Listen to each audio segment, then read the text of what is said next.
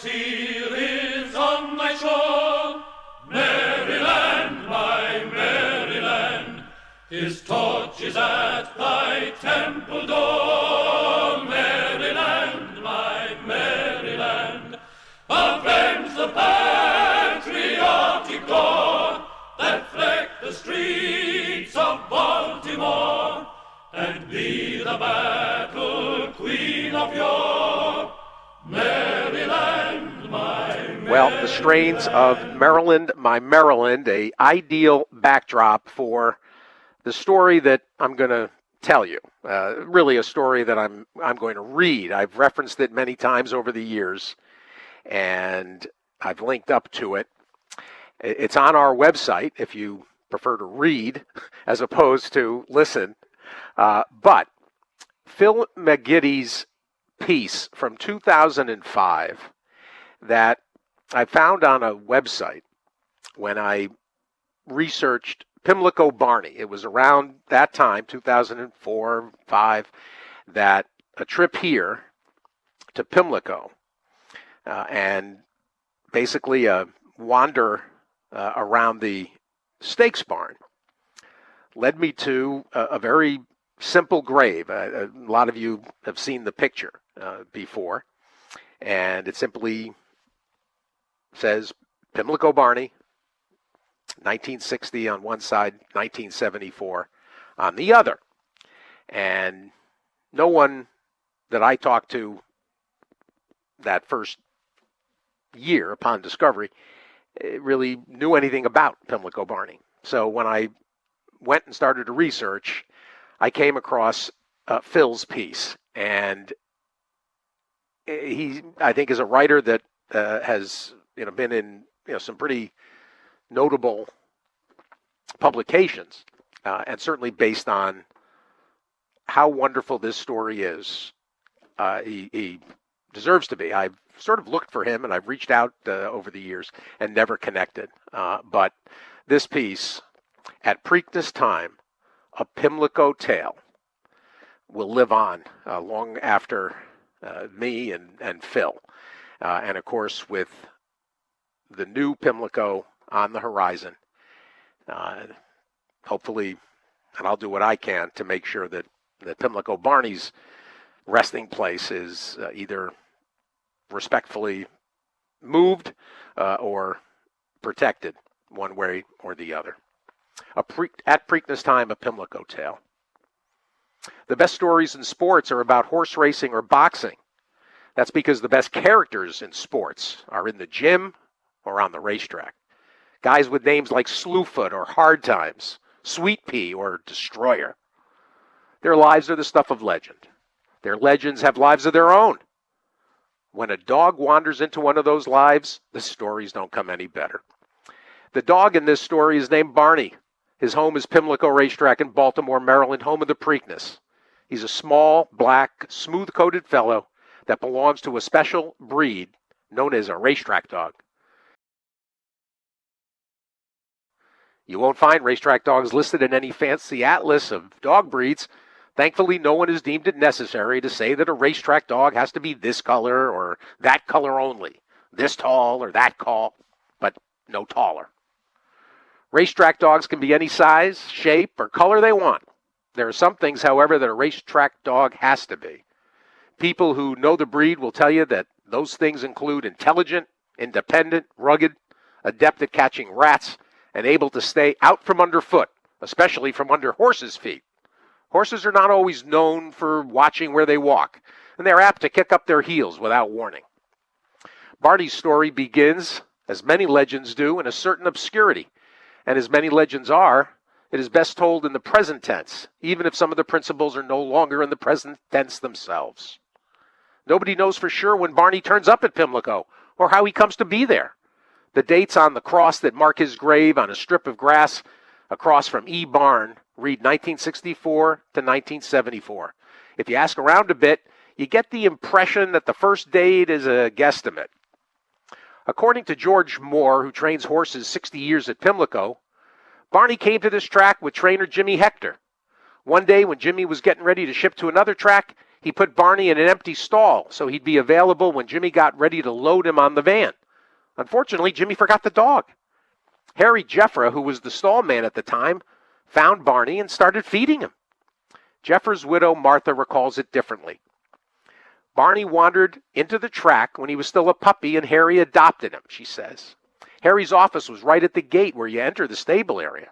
The stable area is what horse people also call the backstretch or the backside. It's a world unto itself. Barney makes it his world, and as far as anyone knows, he never sets foot off the backstretch. No matter how he gets to Pimlico, Barney couldn't have found a better person than Harry Jeffra to look after him. Born Ignatius Pasquale Gieffi, Harry is a boy from the Pimlico neighborhood who makes good. Although he wins only 1 out of 28 fights as an amateur, and as he puts it, gets thrown out of every gym in Baltimore, he sticks to his gloves and turns pro. He wins the Bantamweight Championship of the World in 1937 at the age of 23. He loses the title and gains a few pounds, so he fights as a featherweight. He becomes world champion in that division in 1940. Keeps the title for a year and keeps boxing until 1947. By the time he retires, Harry has 120 fights. He wins 93, loses 20, and has 7 draws. Eventually, he's inducted into the Maryland Hall of Fame, and every year they present a boxing award named in his honor. After he hangs up the gloves, Harry works for a while as a jockey's agent. Then he signs on as the stall man at Pimlico. He describes himself as an innkeeper for horses, but his official title is stable manager. He assigns stalls to trainers when they arrive at the track, and he looks after all the nickel and dime details He assigns stalls to trainers when they arrive at the track, and he looks after all the nickel and dime details that keep any innkeeper hopping. Except Harry's 900 and some guests sleep on straw. If Harry is an innkeeper for horses, Barney is the innkeeper's assistant. His main responsibility at Pimlico is making the rounds with Harry. As part of our security system, we had time clocks posted all around the track, says Chick Lang, former publicity director at Pimlico. After you visited each barn, you had to insert a card in the time clock for that barn and get the card punched to show that you'd been there. This was done mainly to prevent theft,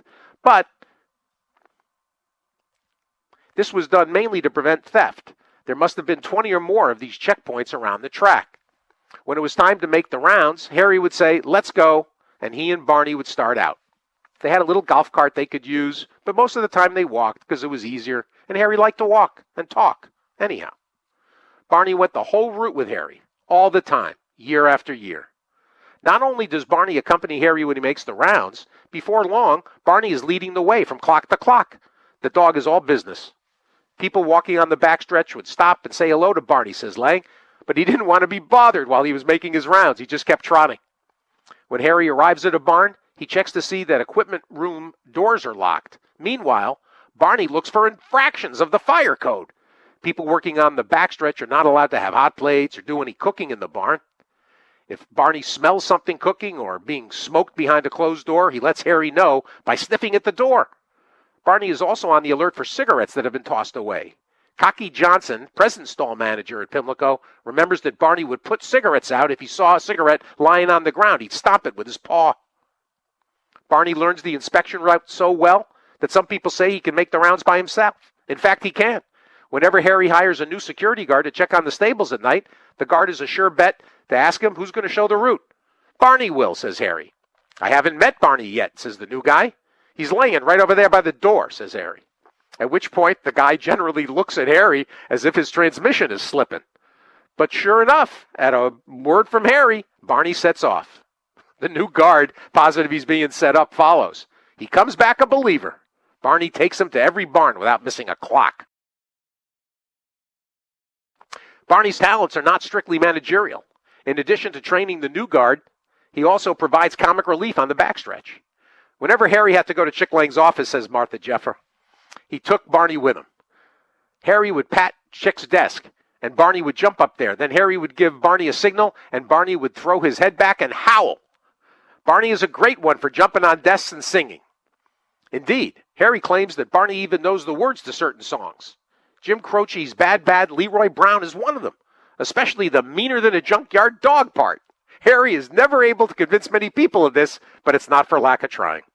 So great is Barney's love of singing that every day when the Pimlico Fire Department siren goes off at 1 p.m., he jumps onto Harry's desk and sings high harmony until the siren stops wailing. It doesn't matter where Barney might be at the time. He comes running to the little toll booth at the stable gate where Harry is stationed, jumps through the window, leaps onto the desk, and lets it rip. Barney saves his finest performances for the holidays, however. Every now and then, particularly around Christmas time, Harry would play some kind of music over the public address system, says Lang. He'd set the radio in front of the PA mic and turn the mic on. Everybody on the backstretch would laugh and get a kick out of it. Sometimes in the middle of a song, Harry would go, bu-bu-bu, bump, bump, bump, and Harry would go, aroo, aroo, roo. Somebody would always call me on the phone laughing like hell, saying, you better go look at Harry. He's in the sauce again. Of course, Harry had a few. Around Christmas time, somebody would drop off a little jug for him or something. There's another reason the best stories in sports are about boxing and racing. People around the gym or on the track are not opposed to helping a story along. In addition to claiming that Barney knows the words to Bad Bad Leroy Brown, Harry also tells people about the time there is a dog left behind by a trainer and Barney takes part of his dinner to the stall where the dog is left. Then Barney jumps into the stall to share his dinner with the dog. This is one of many stories Harry likes to tell about Barney. If you listen to some of the stories, says George Moore, you'd think Barney was the smartest dog that ever lived. The trouble with living legends is they don't live forever. 14 years after he meets Harry Jeffra, Barney is overtaken by old age, like a tired runner who gets caught in the stretch. I don't remember that Barney was particularly sick with anything, says Chick Lang. He was just an old dog, a beautiful old dog. After Barney is put to sleep by one of the track vets, Chick and Harry and a few officials gather to discuss where to bury him. Somebody suggests the track infield, a place of honor usually reserved for the most valiant runners. Harry is having none of it. The backstretch was his home, says Harry. That's where he lived, and that's where he'd like to be buried. Nobody argues with Harry about it. Harry and that dog were like me and my shadow, says Lang. Harry never even liked it when anybody referred to Barney as a dog. He's really people, Harry would say. We have a special relationship. That's my best friend. He never questions anything I do, and he's loyal. 4 years after Barney is buried in 1975, Harry Jeffra makes his last rounds at Pimlico. The walk must seem long without his dog, and getting to work must lose some of its spark without Barney there to greet him in the morning. What's more, with Harry's heart problems and the quintuple bypass he undergoes, his racetrack days are through. What's more, with Harry's heart problems and the quintuple bypass he undergoes, his racetrack days are through. He dies in 1987 after losing his final bout, this time with Alzheimer's. The racetrack has changed a lot since Harry and Barney held sway. Competition from other forms of wagering has put hobbles on the game. Some people even say the sport of kings is dying. Dogs are not allowed on the backstretch at Pimlico anymore. They got to be too much of a nuisance. Sure, there's no turning back time. That train only runs in one direction and your ticket gets punched whether you like it or not. Yet after you've heard the stories about Barney, even from a distance of 20 plus years, you can't help but think this tired old racetrack we call life was a hell of a lot friendlier in those days. That was a mellower time, a time when the man they called Champ would holler to his little black dog over the PA system, and the little black dog would come flying to the stable gate as though his life depended on it. Everyone always thought that was amazing, says Martha Jeffra. No doubt it was. I sure as hell wish I'd been there to see it. At Preakness time, a Pimlico tale, and thanks to Phil McGetty for putting this